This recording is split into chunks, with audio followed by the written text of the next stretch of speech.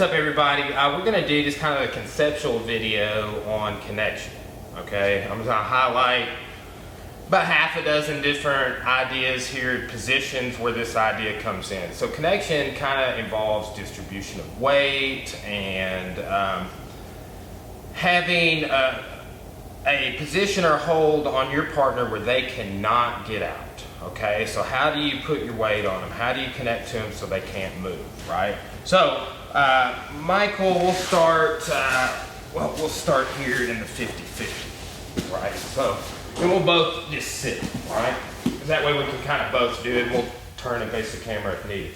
So here, a lot of people do this leg triangle, right?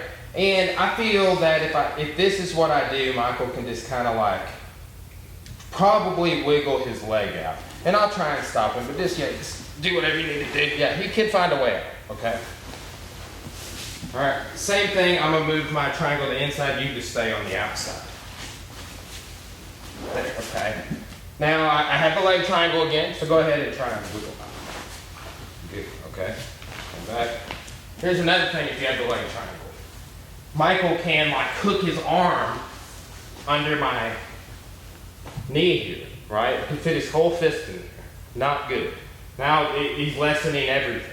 Okay, so what you can do to shore this up is we can slide and do more of a ankles together, but I still have this triangle formation with my legs, right?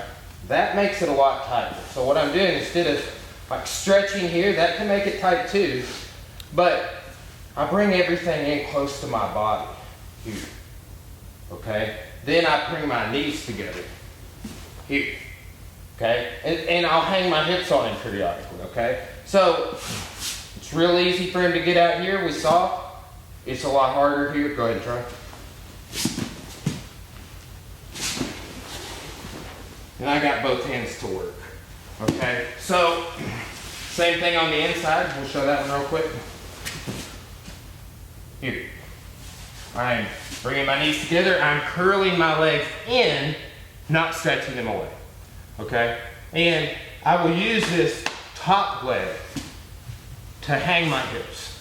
And that broke his balance, right? Made him fall over like that. Okay, so this is the examples in the triangle sort of idea with your legs, or your feet being crossed, and the leg entanglements, okay? Michael's gonna get in my closed guard now. Okay, also a time when your feet are crossed.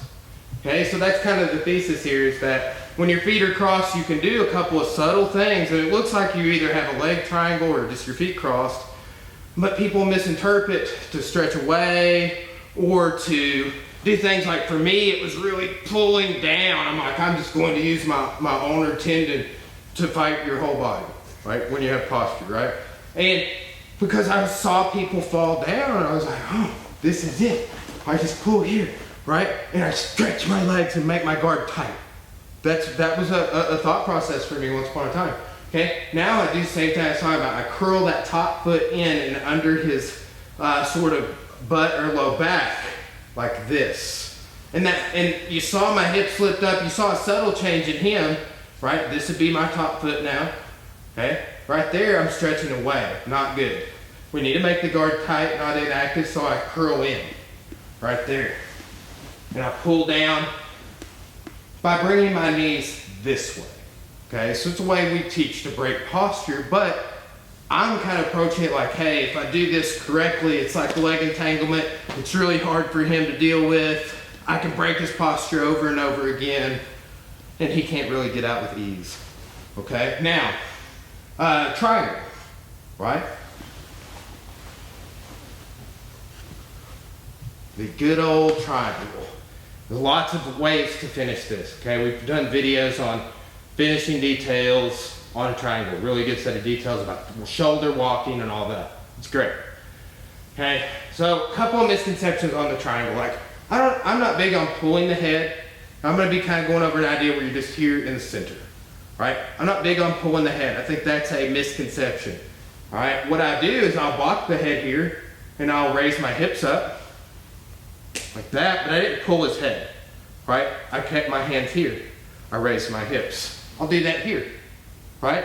But still, I have a real loose triangle, okay? We're just gonna scoot and turn like this a little bit. Yes, look at this, all right? That's not good. We don't want to be able to see, like some jiu-jitsu people call this the shoulder knuckle. We don't want to be able to see your shoulder knuckle, Michael, right there where his forehead, he got a super sweet embroidered Forza logo right here. But if I could cover that up, right? So I got this detail, you know, while back, and I was like, oh, just, you know, kind of do this. But what about like most people get here, right? So if you're adjusting, right, what we'll do is we'll move our triangle, we'll move our knees together like this. Hanging the hips on the triangle is important. But if that's all you do, and kind of just like adjust and see if you can fight that off a little bit, Michael, or see if you can get a hand inside. Okay, yeah, I don't have, he was able to break I didn't quite have that shoulder knuckle covered and didn't quite have the tightness, so you'd have to start shoulder locking and going under and turning and walking your foot, pushing on his hip. Things that you do, things that happen. Okay, but my thesis here is if I bring my knees together like this, my triangle will change as I hang my hips, okay? So there, I don't have a good triangle. I might be choking him a little bit over here. We'll give him some blood flow, right? Here. Okay. Kind of start resisting. Go. Right there. Okay? It's not here. It's when you do that, it raises your hips and you're an anchor chained around his neck. Okay? So closed guard, triangle, leg entanglements. These are all excellent examples of connection, okay? Now, I want to highlight just kind of a couple more bonus moves. We're going to be doing some different videos over this today. So, kind of in here filming some high guard. So we're going to go over some different ways to hold high guard and whatnot. But Michael's in my guard here, okay? There's a guard that we like called Valet guard. Now, right now, I don't have any connection on Michael. Like, he can just like pull his arm out, right? So like sometimes I feel like that's what we do, like pull up and then we rely on grips and different things. But like, how can we really connect on him? Okay, so here's one we really like to do. Think about pointing your knee down. See how his posture broke? So what I do is I slide straight into this. Okay, I'm gonna be breaking him down. Let's say he has posture. I apply the posture break detail we just did here. Oh, like that. Yes, I could do omoplata. You might end up here. You might even end up in a side guard type situation, hooking his arms or maybe rolling arm bars and stuff like that. But point your knee down. When you do that, you hang your weight on their posture, right? So here, point your knee down. That is a way to really add connection. Like right here, I feel like in a rubber guard situation, people pull their foot too much, right? Even a rubber guard, pull your knee down. There, I didn't have my other foot you normally would. Pull your knee down, that adds that connection. Okay, so here's a ballet tudo guard with no connection. Go ahead and pull out, Mike. Okay, ballet tudo guard with connection. Pull out. Not easy. And all I do is point, I'm just pointing my knee. Like here, I'm like, oh, I would really like this leg to be connected to him. So I lift. I lift my hips up. As I point my knee down, that's what makes it happen. Okay? So a little different on that example than the crossing the feet detail, but it's still connection, right?